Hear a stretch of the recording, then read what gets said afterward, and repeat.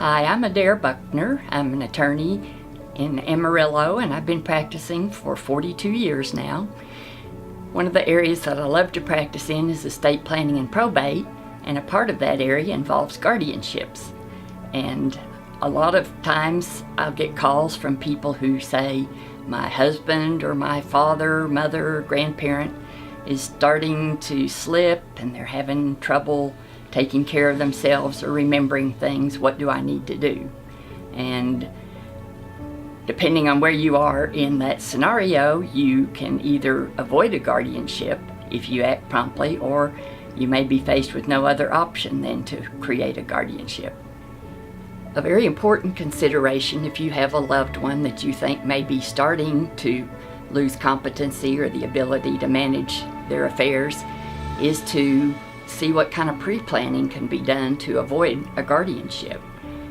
The key is this has to be done before the person becomes incompetent, but that certainly is the best way to approach the situation because it's much less expensive and burdensome. The key here is to have a power of attorney drawn up for your loved one, appointing an agent to manage those kinds of affairs for them.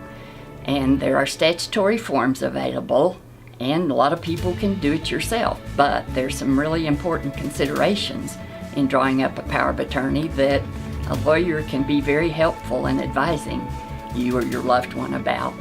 Some examples of some of those things are whether you would allow the agent to alter or make estate planning plans for the loved one, such as setting up a trust or drafting or changing a will, whether you want them to be able to make gifts on your behalf, whether you have co-agents, more than one person acting, and if so, whether both have to agree or whether one can act alone, and a whole other list of things that need to be thought about when the power of attorney is drawn up. If you'd like more information on how to plan to avoid the need of a guardianship for a loved one, please give me a call at 806-220-0150.